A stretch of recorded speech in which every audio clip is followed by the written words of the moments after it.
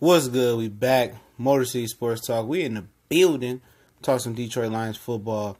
I'll link an article to this description from M Live, and they made a key observation. And when the Lions go to two receiver sets, which they didn't do a lot of last year, was a lot of three receiver sets and stuff of that nature. When they go to I guess one of the base formations, may be a single backs, tight end with two receivers, or maybe be the I formation. Kenny Galloday is getting that spin. He getting that start over Golden Tate on the outside. And like I told people, man, they be laughing, but I'm telling you guys, man, I can tell you when a guy lost a step and when it's time to cut bait, and not when it's time not to pay a guy. You know what I'm saying? And I'm telling you, man, they know that Golden Tate can't play on the outside like that no more. He lost a step, and that's not a bad thing, because your average slot receiver, they don't have the ability to do what Golden Tate did when he first got to Detroit. They don't have. Wes Welker could never beat no starting cornerback, any average starting cornerback on the outside. Neither could Julian Edelman. Really, Danny Amendola did it early in his career, but not even him like that. Not a Ryan Switzer, not the dude down Cole Beasley. They can't win on the outside. Golden Tate, when he was with Seattle and Detroit, first guy, he can win on the outside. He can be a legit number 2 receiver, and if you really want to stretch it, he could be a number 1. The year Calvin got injured, we went over to London. Golden Tate torched the Atlanta Falcons cornerbacks going deep and all types of things. But at this point in his career, Matt Patricia sees it, Jim Bob Cooter sees it, and other people are starting to see it, that Golden Tate can't play on the outside. He can't get that separation. He can't. I mean, it's just he getting older, but in the slot, you can't touch him. You know what? You can't touch him in the slot. He's too quick. He's still too shifty. Because in the slot, it's a difference from playing DB on the outside in the slot. Because on the outside, most things are going to be in breaking. Most slants, most post routes. Only out breaking routes on the outside is deep in or deep out routes. Maybe occasional speed out. Maybe a comeback route. Maybe a curl route. But playing on the outside, them outside the hashes routes are tough. They're very tough to throw because they timing patterns where you have to be accurate, and not only accurate, you have to have velocity on the ball and timing. You know what I'm saying? To throw outside the hashes, and on top of that, you got a pass rush that's coming at you. So a lot of receivers like to play the receiver to the inside and make him go outside. You know what I'm saying? A lot of corners like to play them to the inside and make them beat them on the outside. And you got quarterbacks like Aaron Rodgers and Tom Brady and Stafford that will torch you outside the hashes. You know what I'm saying? If given enough time. But you just pick your poison with Golden Tate now in the slot. You don't know where you're going to go in the slot. You can go right, he can go left, he can go up. He still got enough speed to get upfield and make deep catches, don't get me wrong. But on the outside, it's a different ballgame. They want to go with the younger receiver, Kenny Galloday, that can get separation, that won't get bumped in the 5-yard and jam area, and get deep and run. And his route running is improving enough where they phasing out Golden Tate from playing that second receiver position to phasing in Kenny Galloday. It shows you that he's being more consistent. I don't think he got as consistent as he wants to be.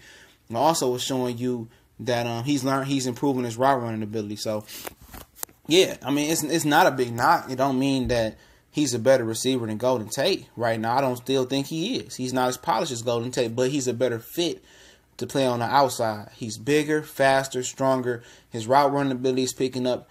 His ability to get off press is now picking up. Golden Tate can't get that separation no more. So he's going to be more exclusively to the slot, and that's good for the Lions. The Lions only ran a 2-receiver set 18.1% of the times last year. Going to a 2-receiver set, base I formation, may it be a full house look, may it be single back base formation or single back tight or whatever it may be. That means they're committed to running the ball. You know what I'm saying? They tinker with it because most of these defense come out here in nickel base defenses now. That's what they come out, nickel base. And when I say nickel base, you take a linebacker out, you put a DB in. So they just coming out nickel base, and they're not concerned about the Lions running the ball. They don't care about the success the Lions have running the ball. Once you come back, you put that tight end back in there. You come out with 2 receivers. You put the fullback back in the backfield. You're going to dictate some things. You know what I'm saying? You're going to dictate some things because, okay, if you want to put a DB in there, we got LeGarrette Blount to run over him. We're going to really commit to running the ball. We're going to Kerryon Johnson run the ball. And you're going to force them to come out there and put another linebacker in there. Then you create matchup problems. You know what I'm saying? then you got matchup problems. Then you can line Golden Tate. I'm just saying hypothetically. You can line Golden Tate up in the fullback position. Then you can go ahead and move him out to the slot again and and you might can get a linebacker on Golden Tate. Or you might just start your running game so good out the eye. So when you go to 3 wide receivers, they put the DB in. You continue to run the ball, and then they want to put a linebacker in because they can't stop the run.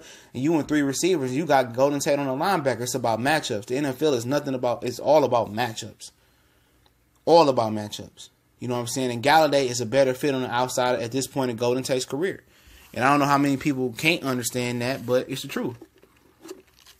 It's the absolute truth. Golden Tate don't get the separation on the outside anymore. He's too small. He lost a step or two, but he didn't lose a step or two enough to play the slot. You know, he don't look at it as they phasing him out. They don't want to pay him Jarvis Landry money. I'm not even going to go there too early in the season for that. But look at it as he's going to be more effective in the slot. He ain't going to have to play on the outside as much. You know what I'm saying? He's going to be able to abuse slot cornerbacks. He's going to get better matchups on linebackers, safeties, and no linebacker, no safety. And I don't think too many defensive backs in the nickel back position can defend him. You know what I'm saying? It's not a bad thing. It just means that you're going with 2 bigger receivers on the outside, and we're going to get matchup problems. We do throw Golden Tate in there. So I think it's the right move to do. Some people didn't believe me. They said, well, Golden Tate is the best thing smoking on the lines as a receiver. He does this, yeah. But at the end of the day, look at the film. And when he plays on the outside, he gets swallowed up. He don't get that separation no more. You know what I'm saying? He don't get that consistent separation. He's not running by guys no more. He's not getting the separation. I mean, and now Galloday is a bigger, stronger receiver to get the separation. And Golden Tate is going to assume his rightful position as the dominant slot receiver and make noise. You know what I'm saying? The Lions see that, man. The fans, you guys might not see that, you know. What I see about Golden Tate, y'all see all the good things, but that's typical Lion fan. Typical Lion fans is remember all the good things, forget all the bad things. Golden Tate has plenty bad. Not separating, quit on the team before. He dropped a lot of balls. Now he ain't got to worry about being on the outside and dropping balls or that he gonna have a position as a slot receiver, and he gonna have a career year this year. I'm telling you, he gonna have a career year as a slot receiver, man. And you know, don't look at it as Galloday gonna have better numbers and Golden Tate will have more opportunities. No, you know, I don't see the Lions really, you know, jumping up to 30% of their passing plays going to 2 receiver sets. I don't see them committing to the run or committing to that base package formation, base I formation. I don't see that happening. But what I do see is they're going to increase that probably about 10%. You know, I think about, I said they'll probably increase about 5%. You're going to see 23, 25% somewhere in there of more of 2 receiver sets. You know what I'm saying? But most of they regular receiver, three receivers still going to be probably their base passive formation. And I think they're going to abuse some people in the run game as well out the 3 receiver sets. But Golden Tate still probably going to have more snaps than Kenny Galloday. If not, it'll be close. Galloday just going to play on the outside. They probably feel like he's a more physical presence of, you know, crackback or down blocking blocks and wide receiver blocks and making an extra play. And also Galloday gives you that deep threat where if you play Golden Tate on the outside, you do a play action. He don't get the separation on them deep posts and them 9 routes, okay, the fly routes. Well, Kenny Galloday is, you abusing the run with Blunt or Johnson or Amir Abdullah or whoever, and I'm going to get to Amir Abdullah in the next video. You abusing the run, you do a play action, yo, percentages of Kenny Galloday beating and outrunning the coverage, if it's a single, double, or triple coverage, is higher than Golden Tate outrunning single coverage, to be honest. He can't run by nobody no more, so I understand the method to their madness. Like I said, I'm going to link the article in the description. Shout out to everybody supporting the video, supporting the channel. If you don't like it, don't honestly care, don't watch it. But continue to check us out. We on Twitter. I done linked the YouTube page for Twitter at request. I should have been did it. Appreciate the brother that requested that. Forget his name. You can DM me on Facebook, Instagram, Twitter. Mainly Facebook and Twitter. I don't have too many followers on Instagram right now. It'd be nice if you guys can follow me on Instagram. The information is in the description. I'm going to change them into links today. So shout out to everybody, man. Make sure you check us out on social media. Inbox me. I definitely get back to you at the earliest convenience. You got video requests or whatever it may be. It's been over 2 months. We still haven't got any review from our application to monetize. So if it happens, or when it happens, I'm going to definitely set up a donation link for you guys to donate. I'm going to do a lot of different things, radio show coming, all types of stuff coming, man. So donations will go towards the new logo, the new shirts I'm going to give out, and eventually start selling, and also the radio show I'm going to start doing once a week. So y'all be on the lookout. I definitely appreciate it. Motor City Sports Talk, your boy CJ Goodfellas signing off. We got one video coming behind this one. We gone.